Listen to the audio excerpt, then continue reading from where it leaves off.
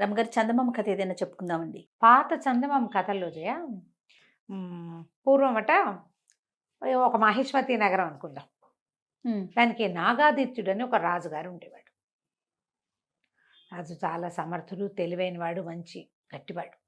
30 నిమిషాలలో నొప్పి లేకుండా వేడికోస్ వెయిన్ చికిత్స ఆవేశ హాస్పిటల్ హైదరాబాద్. ఆయనకి రాజవతి దేవని భార్య, దేవాదిత్యుడని కుమారుడు. ఓకే. నాగాదిత్యుడికి దేవాదిత్యుడని కొడుకు. అయితే వీళ్ళకి మహిష్మతి నగరానికి చుట్టుపక్కల పెద్ద పెద్ద అడవులు ఉండేవి. ఈ రాజుకి చాలా మృగయ వినోదం ఎక్కువ, మృగయ వ్యసని. ఆయన వేటాడడం అంటే మంచి ఇష్టం. అయితే దీనికి ఏంటంటే ఒక పక్కగా డాకినీ వనం అని ఒక వనం ఉందట. పేరే ఏదోగా ఉంది కదా. ఈ డాకినీ వనంలో ఏవో తిరుగుతాయి విచిత్రాత్మలు, విచిత్ర ప్రాణులు ఉంటాయని ఆ పక్కకి ఎవ్వరూ వెళ్ళేవాళ్ళు కాదు. సాధారణంగా వేటగాళ్ళు వచ్చి, ప్రభు అక్కడ కుందేలు తిరుగుతున్నాయి, అక్కడ లేలు తిరుగుతున్నాయి, ఇక్కడ పుల్లు ఉన్నాయి, అక్కడ సింహాలు వచ్చినాయి, ఏనుగులు చాలా ఇబ్బందిగా ఉన్నాయి, లేదా ఏనుగు బాగున్నాయి, వేటకి మంచి బాగుంది అని చెబితే అక్కడికి వెళ్తూ ఉండేవాడు. అయితే ఒకసారి ఒక కోయవాడెవరో ఈ డాకినీ వనం ప్రస్తావన చేసి అక్కడికి ఎవరు వెళ్ళర్లేండి అన్నాడు. ఎవరు వెళ్ళంది ఏమిటో చూద్దామనిపించింది దీనికి. జనరల్గా అలాగే ఉంటుంది చూడు మనుషులకి. అవునండి. ఎవరు చేయండి మనం చేయాలి. అక్కడి నుంచి ఈయన డాకినీ వనానికి బయలుదేరుతున్నాడని తెలిసి రాణి వద్దంది, ప్రజలు వద్దన్నారు, మంత్రులు వద్దన్నారు, సైన్యాధిపతులు వద్దన్నారు. ఆయన ఠాట్టును వెళ్ళవలసిందేనన్నాడు. ఆ డాకినీ వనానికి వెళ్ళారు. వెళ్తే అదేం విచిత్రంగా లేదు, ఇంకా మామూలు అడవుల కంటే అది ఇంకా బాగుంది. ఓకే. ఫుల్ గ్రీనరీ, మొత్తం పచ్చగా ఉంది. అసలు ఎన్ని పువ్వులో, ఎన్ని చెట్లు, ఎన్ని కాయలో, ఎంత పూతో చెట్ల నిండా. చాలా సరదా వచ్చింది ఆయనకి. అయితే ఏమైంది, ఈయన వేటాడడానికి వెళ్ళాడు లోపలికి. వేటకి ఏం కనపడలా, అంత ఆకుపచ్చగా ఆహ్లాదభరితంగా ఉంది. దీనికి డాకినీవని పేరు ఎందుకుందో అర్థం కాలే. జంతువు అన్నది లేదు అందులో. ఓకే. చివరికి ఆయనకు ఒక కుందేలు కనపడింది. ఏమీ కొట్టకుండా బయటికి ఎందుకు వచ్చేయాలని ఆ కుందేలుని వేసి కొట్టాడు. ఆ కుందేలు దగ్గరికి వెళ్ళేది వీళ్ళు సైనికులు, వేటగాళ్ళు అంతా ఆగిపోయారు, ఏమీ లేదని. రాజు ఊరికే తిరిగి చూస్తాడని ఆయన వదిలిపెట్టారు. ఆయన ఒక్కడే ముందుకెళ్ళి కుందేలు కనపడేసరికల్లా బాణం వేసి కొట్టాడు. ఈ కుందేలు బాణం దానికి తగలంగానే ఆ కుందేలు ఒక అమ్మాయిగా మారిపోయింది. తను ఆశ్చర్యపోయాడు. పరిగెత్తుకుంటూ వెళ్ళాడు, గుర్రం దిగి పరిగెత్తాడు దగ్గరికి. తీరా చూస్తే ఆ బాణం పట్టుకుని కూర్చునింది ఒక అమ్మాయి అక్కడ. ఎవరు ఏమిటంటే, నేను ఈ అడవిలో ఉంటాను, నాకు ఆ నచ్చిన రూపంలో తిరుగుతాను, ఈ వనం మాదేను అని చెప్తే సరే ఆయన అమ్మాయి మర్చిపోయాడు. ఆ అమ్మాయిని చూసి ఆవిడ ఎంత అందంగా ఉందో, నాతో రా, మా ఇంటికి రమ్మని అడిగాడు. అడిగితే సరే నన్ను వివాహం చేసుకుంటానంటే వస్తాను. బాగుంది. సురసుందరి ఆ అమ్మాయి పేరు. ఆ సురసుందరి పూర్వోత్తరము అడవిలో ఎందుకుంది, వాళ్ళ అమ్మ ఏంటి, నాన్నేది, అమ్మ నాన్న ఎక్కడన్నారు, అక్క చెల్లి ఉన్నారా, వీళ్ళకి రాజ్యం ఉందా లేదా, వీళ్ళు ఏం తిని బతుకుతారు, ఏమీ అడగల. పిల్ల నచ్చింది, వచ్చేయమన్నాడు, అంతే. అంతే. వచ్చేసింది. వచ్చాక అంగరంగ వైభవంగా పెళ్లి చేసుకున్నాడు. ఇక సురసుందరిదే లోకం. భార్య రాజవతీదేవి మొహం గిట్టడం మానేసింది. ఆయనకి గిట్టట్లేదు మొహం. పిల్లాన్ని చూస్తే విసుగు. ఒక 5-6 సంవత్సరాలు ఉన్నాయి. ఏమీ వాడి వైపు తలకాయ తిప్పి చూసేవాడు కాదు. ప్రజలంతా ఆశ్చర్యపోయారు. ఆవిడ అందానికి అందరూ మైమర్చిపోతున్నారు. కానీ ఇదేమిటి, ఆ పెద్దరాణిని లోకంలో 2వ పెళ్ళిళ్ళు సహజం, మామూలు వాళ్ళే చేసుకుంటారు. రాజుగారు 2వ పెళ్లి చేసుకోవడం విచిత్రమేం కాదు, కానీ భార్యని సరిగ్గా చూసుకోకపోవడం ఉంది చూడు, అది వింతగా ఉంది. ఆయన చీదరించుకునేవాడు ఆవిడ్ని. కొన్నాళ్ళకి సురసుందరికి కూడా ఓ కొడుకు పుట్టాడు. కొడుకు పుట్టిన తర్వాత వీళ్ళంతా ఏం చెప్పుకున్నారు, ఇంకేముంది, సురసుందరి కొడుకే రాజ్యం వస్తుందంటే పెద్దరాణి గారి కొడుకు ఎందుకు ఊరుకుంటాడు. 7 ఏళ్ళ వాడు.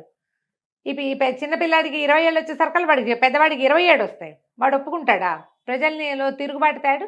అక్కడి నుంచి ఆ సురసుందరికి పుట్టేసింది, ఎలాగైనా సరే ఈ కుర్రాన్ని, అమ్మ తల్లిని ఊళ్ళో ఉండనివ్వకూడదు, వాళ్ళు ఉంటే నాకు ఉండబుద్ధి కావట్లేదు, వాడిని చూస్తే నాకు భయం వేస్తోంది అని ఈ భర్తని బాగా ఎక్కేసేసరికల్లా ఈయన ఆలోచించి ఒకరోజు దేశ బహిష్కారం విధించేశాడు. ఏ సందర్భం వచ్చినా అన్న తమ్ముడు కలిసినప్పుడల్లా ఈ తమ్ముడు ఏదో కొంటె పని చేయటం, ఆ అన్న ఓ చేయి విదిలించడం.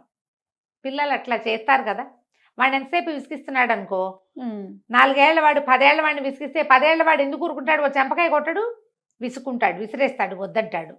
దాంతో వాడు పోయి తండ్రికి చెప్తాడు, తల్లికి చెప్తాడు. వెంటనే ఈవిడ నా కొడుకుని బతకనిచ్చేలాగా లేడు, వీడు పెద్ద అయ్యే లోపల చంపేస్తాడు, ఈ రాజ్యం కోసం వీడు పోటీ అని వాడు భావిస్తున్నాడని పిల్లల్లో లేని ఉద్దేశాలు ఆవిడ బాగా ఎక్కేసేసి. సరే అక్కడి నుంచి ఒక వయసు పెరిగింది. పెద్ద అబ్బాయికి ఒక 20 ఏళ్ళు వచ్చినాయి, 20 ఏళ్ళు పైన వచ్చినాయి. వచ్చి రాగానే ఈవిడ ఇంకా నేను వీళ్ళు ఇక్కడ ఉంటే నేను ఉండను, మా ఇంటికి వెళ్ళిపోతాను అని మొదలుపెట్టేసరికి సరే రాజ్య బహిష్కారం విధించేశాడు రాజు. తల్లిని తీసుకుని వెళ్ళిపోమన్నాడు. మంత్రి సేనాధిపతి ఎవరికీ ఇష్టం లేదు. సరే వాళ్ళు ఏం ఆలోచించుకున్నారు. రాజ్య బహిష్కారం అంటే రాజ్యం చివరిదాకా రథం మీద తీసుకెళ్ళి రాజ్యం వెలుపల వదిలిపెట్టాలి. నేను తీసుకెళ్తానని సైన్యాధిపతి రథం ఎక్కించుకుని రాత్రి వేళ చల్లగా తన ఇంట్లో ప్రవేశపెట్టి ఇంటి లోపల బంకర్లో దాచిపెట్టాడు రాణిని, రాకుమారుని. ఇక్కడే ఉంచుకున్నారు, ఎక్కడికి వెళ్ళొద్దు, చూద్దాం ముందు ముందు ఏం జరుగుతుందని. ఈ మంత్రి గారికి ఎలాగైనా ఈ సురసుందరిని అడ్డం తొలగించేసేయాలని ఉంది. ఈవిడ వల్లే ప్రాబ్లమ్స్. ఆయన ఎంతసేపు ఆవిడ చుట్టూతానే తిరుగుతాడు. ఆవిడ ఏం చెప్తే అదే, ఆవిడ ప్లానే తప్పిస్తే ఈవేళ ప్లానింగ్ లేదు, పడలేదు. ఎందుకు మంత్రి సైన్యాధిపతి అదే కదా. అయితే ఏం చేశాడు ఈయన, రహస్యంగా విషం పెట్టించాడు రాణిగారికి. ఆవిడ శుభ్రంగా విషం కలిపిన ఆహారం టకటకా తినేసింది, హాయిగా విహారం చేసి వెళ్ళి పడుకుంది. పొద్దున్న లేచి మళ్ళీ తయారైంది. అంటే విషం ఇమిడిపోతోంది. 2-3 సార్లు ట్రై చేశారు. 2-3 సార్లు విషాహారం ఏమీ అవటం లేదు అమ్మాయికి. అంటే ఇది విషం తిన్నా బతికుండగలిగే లక్షణం ఏదో ఉంది. సరే ఏం చేయాలో తెలియలే. బాగా ఆలోచించారు, ముందు వెనక ఆడారు. అక్కడి నుంచి ఈ సైన్యాధిపతి అన్నాడు పంపించేయటానికి లేదా చంపేయటానికి ఏం మార్గం దొరుకుతుందో చూద్దామని. సైన్యాధిపతి ఏం చేశాడు, వీళ్ళకి ఇంతకుముందు కొన్ని ఏళ్ల క్రితం మంత్రిగా ఉన్న ఒక ఆయన తపస్సు చేసుకోవటానికి వెళ్ళిపోయాడు. ఆయనకి కొన్ని దైవశక్తులు ఉండేవని చెప్పుకునేవాడు. అయితే తండ్రి గారి కాలంలో ఆయన రాజపాలనకి సహాయం చేసేవాడు. ఆయన ఎక్కడో తపస్సు చేసుకుంటున్నాడు. సరే నేను ఆయన్ని వెతుక్కుని వస్తాను, రాకుమారుడు మా ఇంట్లో సేఫ్గా ఉంటాడు, మీకేం భయం లేదు, చూస్తూ ఉండండి ఈవిడ ఏం చేయొచ్చు. ఈవిడ ఇలా చిన్న కొడుకు పట్టాభిషేకానికి ప్రయత్నం చేయించడం మొదలుపెట్టింది. ఈ మన సైన్యాధిపతి ఆ గురువు గారిని వెతుక్కుంటూ ఇక వెళ్ళాడు ఎక్కడికో. ఊరి పొలిమేరలు కూడా దాటిపోయి నగరం పొలిమేరలు దాటి బోల్డని కొండలు, అడవులు అవి ఉండే కదా, అడవులు కూడా దాటాక కొన్ని కొండలు ఉన్నాయి. ఆ గుహల్లో ఎక్కడైనా ఆయన ఉండొచ్చు అని చెప్పేసి అక్కడికి వెళ్ళేసరికి ఇతనికి ఆయన దొరికాడు, ఋషి. ఆయన ఎన్నేళ్ల నుంచో దాదాపుగా 30-40 సంవత్సరాల నుంచి ఆ కొండ గుహలో ఉండి తపస్సు చేసుకుంటున్నారు. ఈ సైన్యాధిపతి చిన్న పిల్లాడప్పుడు ఆయన వెళ్ళిపోయాడు. కనిపించేసరికల్లా నేను వెళ్ళి ఆయన పాదాలు పట్టుకుని, స్వామి మీరు సహాయం చేయాలి, మహిష్మతి నగరం మట్టిలో కలిసిపోయేలాగా ఉంది. ఎవరో ఒక స్త్రీని రాజు ఢాకినీ వనం నుంచి తెచ్చాడు. అప్పటి నుంచి కష్టాలు మొదలైనాయి. రాణిగారి మొహం చూడలేదు, మరి రాకుమారుడి మొహము చూడలేదు. దేశ బహిష్కారం విధించేశాడు. వాళ్ళని నేను దాచిపెట్టాను. రాణికి విషం పెట్టినా ఆవిడ చావడం లేదు. ఏం జరుగుతుందో మాకు అర్థం కావట్లేదు, నగరం విధ్వంసం అయిపోయేలాగా ఉంది. సరే అక్కడి నుంచి ఏం చేశారు, ఈయన బాగా జ్ఞాన దృష్టితోటి ఆలోచించి ఏం చెప్పాడంటే, ఆమె నిజంగా ఢాకినే రాజుని వశం చేసుకుంది మంత్రశక్తితోటి. ఆయనకి భార్య కొడుకు అక్కర్లా, మీరు ఎవరేం చెప్పినా విండు, ఆవిడేం చెప్పినా వింటాడు. అదే జరుగుతోంది. ఈ అమ్మాయి ఏ ఢాకినీ వనంలో ఇంచైతే ఈ అమ్మాయి ఇచ్చిందో ఆ ఢాకినీ వనంలో ఒక పెద్ద చెట్టు ఉంది, 12 ఊడలున్న మర్రి చెట్టు. చాలా చెట్లు ఉన్నాయి అక్కడ. 12 ఊడలున్న మర్రి చెట్టుకు వెళ్ళాలి. ఆ మర్రి చెట్టు తొర్రలో ఒక వెండి దబ్బన ఉంటుంది. ఆ దబ్బనమే ఆ అమ్మాయిని చంపగలిగే శక్తి ఉన్నది. ఢాకిని చంపగలిగేదాన్ని వాళ్ళు ఆ వనంలో దాచిపెట్టి ఢాకిన్లందరూ దాన్ని కాపలా కాసుకుంటున్నారు. ఇన్నేళ్ల నుంచి ఎవ్వరూ ఆ వనంలో ప్రవేశించాల. రాజు అందులోకి వెళ్ళాడు, ఆమెకు వశమైపోయాడు. ఆ దబ్బనం తెచ్చి కాలు మీద పాదం మీద పొడిస్తే చస్తుంది. అది ఎట్లా చేయాలి, ఎవరు చేయాలి. అక్కడి నుంచి ఇతను అన్నాడు, సరే ప్రయత్నం చేస్తా అని చెప్పి అక్కడి నుంచి బయటకు వచ్చాడు. వచ్చి ఇప్పుడు ఢాకినీ వనం వెళ్ళాలంటే మొత్తం ఈ నడిచిందంతా మళ్ళీ వెనక్కి వెళ్ళాలా. అందులోకి వెళ్తే అక్కడ ఏం ప్రాబ్లమ్స్ వస్తాయో తెలియదు. సరే వెనక్కి వచ్చి మంత్రి గారికి ఈ విషయం చెప్పి సైన్యాధిపతే స్వయంగా ఢాకినీ వనానికి వెళ్ళాడు. పగటిపూట వెళ్ళాడు. అది అమావాస్య కాకూడదు, మంగళవారం కాకూడదు, ఇట్లా మంచి రోజులు చూసుకుని. అవన్నీ కొత్త సమస్యలు వస్తాయి. మంగళవారం కాకుండా అమావాస్య కాకుండా చూసుకుని వెళ్ళాడు. వెళ్ళి ఆ 12 బోలెడన్ని మర్రి చెట్లు వెతికి చివరికి ఆ 12 ఊడలున్న మర్రి చెట్టు త్వరలో చేయి పెడితే ఇంత పొడుగు దప్పన దొరికింది, ఇంత వెండిది. అది పట్టుకొచ్చాక సరే ఇంటికి వచ్చేసాడు. ఈ లోపల ఏమైంది, ఈవిడ తనకు విషం పెడుతున్నారు అది కానీ తెలుసుకుంది. ఆవిడ తెలుసుకుంది. అక్కడి నుంచి రాకుమారుడు బయటికి వెళ్ళలేదని, ఊళ్ళోనే ఎక్కడో దాక్కున్నాడని వాసన పసిగట్టేసింది. అన్ని ఇళ్ళు సోదా చేయించి సైన్యాధిపతి ఇంట్లో నుంచి బయటికి తీసుకొచ్చేశారు. సైన్యాధిపతి ఇంటికి వచ్చేసరికి కల్లా రాకుమారుడు పట్టుబడిపోయాడు. దాంతో ఆవిడేమంది, వీడికి ఊరేయాలి, ఊరి శిక్ష, కుర్రాడికి ఊరి శిక్ష వేస్తే కానీ కుదరదు. దేశ బహిష్కారం ఏమిటి, దేశ బహిష్కార శిక్షని ఉల్లంఘించినందుకు శిక్ష ఊరి. బాగుంది. దేశ బహిష్కారం వెళ్ళిపోయి ఉంటే ఏం బాగుండేది, వెళ్ళలా, ఊళ్ళోనే ఉన్నాడు. రాజుగారు వేసిన శిక్షని ఉల్లంఘించాడు కదా, ఉల్లంఘించిన వాడికి శిక్ష ఏమిటి, ఊరి. సరే ఇంకేం చేస్తారు, సైన్యాధిపతి రావాలన్నారు. సైన్యాధిపతి వచ్చాడు. ఏం చేయాలో తెలియలా, మంత్రి కాళ్ళు చేతులు ఉనికిపోతున్నాయి ఆయనకి. ఇంకేముంది, ఇక అయిపోయింది, ఊరి శిక్ష వేస్తే పిల్లాడి ఇంకా దక్కేది లేదు. రాజు ఇలా పిచ్చిగానే ఉంటాడు. ఒకవేళ రేపొద్దున ఈవిని చంపేసినా ఉత్తరాధికారి ఏడి రాజ్యానికి, అప్పుడేం చేస్తారు. సరే సైన్యాధిపతి ఆయనకి ఒక స్నేహితుడు ఉన్నాడు. ఈయన ఇంట్లో ఉంటే ఏడుస్తే రాజుగారు రాణిగారు బాధపడుతుందని ఆ స్నేహితుడి ఇంటికి పోయి అక్కడ చాలా దుఃఖించాడు. ఏం చేయాలి, ఇంత ప్రయత్నం చేశాం రాజకుమారుడిని రక్షించడానికి, చిన్నపిల్లాడు 20 ఏళ్లవాడు, ఏదో యుద్ధ విద్యలు అవి కొద్దిగా నేర్చుకున్నాడు. తండ్రి నిరాదరణ వల్ల అతను తెలివైన వాడైనా పెద్దగా ఏమీ చేయలేకపోయాడు. మేము ట్రైనింగ్ తీర్చుకుంటే రాజుగారు అబ్బాయి రాజు అవుతాడు అనేసరికల్లా ఆ స్నేహితుడు, అతను ఒక మెజిషియన్, ఏమనాలి దాన్ని, మన ఇంద్రజాలికి మంచి ఐడియాలు ఉన్నాయి. అతను అన్నాడు, ఈ సమస్య చాలా సులువుగా పరిష్కారం అవుతుంది, నేను చెప్తాను ఒక ఐడియా అని చెప్పి అతను ఒక ఐడియా ఇచ్చాడు సైన్యాధిపతి. అది వినంగానే సైన్యాధిపతి కళ్ళు తుడుచుకున్నాడు, పరిగెత్తుకుంటూ మంత్రి గారింటికి వెళ్ళాడు. ఉరి శిక్ష వేస్తామని, రేపేనని రాణిగారు స్వయంగా వచ్చి పర్యవేక్షించచ్చని చెప్పు. నా దగ్గర ఒక మంచి ఐడియా ఉంది, నా స్నేహితుడు ఇచ్చిన ఐడియా ప్రకారం ఇది వర్కౌట్ చేస్తే ఆవిడ పీడ విరగడవుతుంది. నేను దెబ్బనని తెచ్చా, దాన్ని ఏం చేయాలో ఆ రోజు చేద్దాం అనేసరికల్లా 3 రోజుల్లో ముహూర్తం పెట్టారు. యువరాజుకి ఊరి శిక్ష.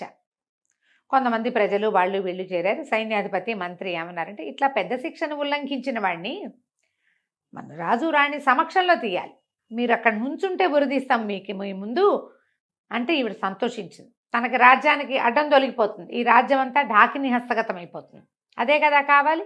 సరే ఏం చేసింది, వచ్చి ఎదురుగుండా నిలబడింది. ఈ కుర్రాన్ని ఒక గోడ వారగా నిలబెట్టారు, ఒక గోడ దగ్గర నిలబెట్టారు.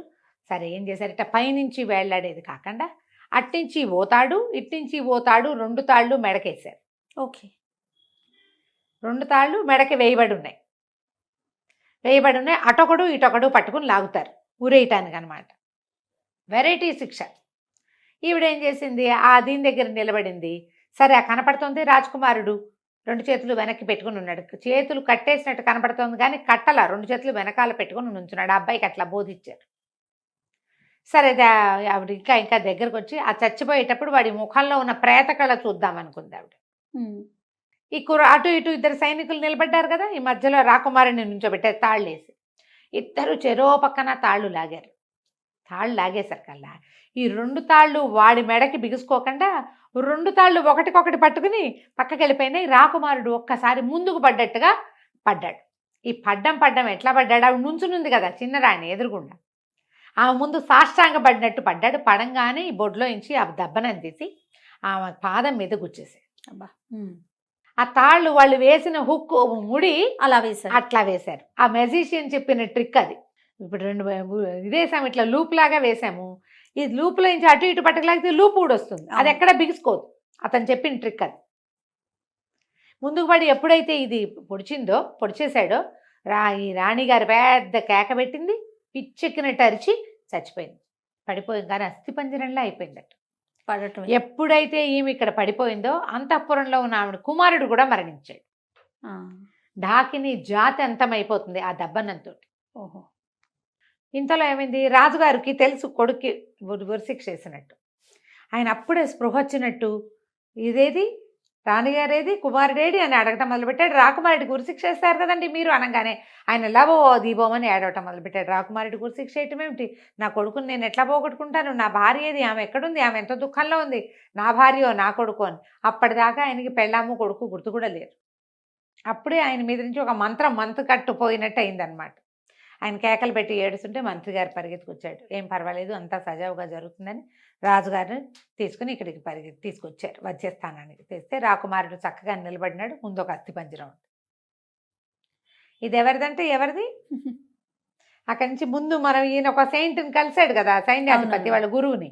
ఆయన ఏం చెప్పాడంటే ఎప్పుడైతే ఈ అమ్మాయి ఆవిడ మరణిస్తుందో వెంటనే ఆ అస్థి పంజరాలని భూస్థాపితం చేసేసేయండి, పైకి రానివ్వకండి. అంటే 50 అడుగుల లోతున ఒక నుయ్యిలాగా తవ్వి ఆమెది కుమారుడివి ఇద్దరివి అస్థి పంజరాలు అందులో వేసేసి బస్తాల కొద్దీ ఉప్పు పోసి దాన్ని మూసేసి దాని మీద ఒక మామిడి చెట్టుని పాతిపెట్టారు. ఇంకెప్పటికీ వాళ్ళు అక్కడి నుంచి బయటికి రాకుండా అయిపోతారనమాట. అది పళ్ళు కాసేది కాస్త ఏమవుతుంది ఆ వివరాలన్నీ చెప్పలేదు, కానీ ఇలా చేసేసారు. ఆ తర్వాత రాకుమారుడికి అన్ని విద్యలు నేర్పుకుని అతన్ని మళ్ళీ రాజుని చేశారు. పట్టాభిషేకం చేసి రాజుని చేశారు. కథ కంచికి మనం ఇంటికి. బాగుంది రమ్మగారు. నమస్తే. నమస్తే.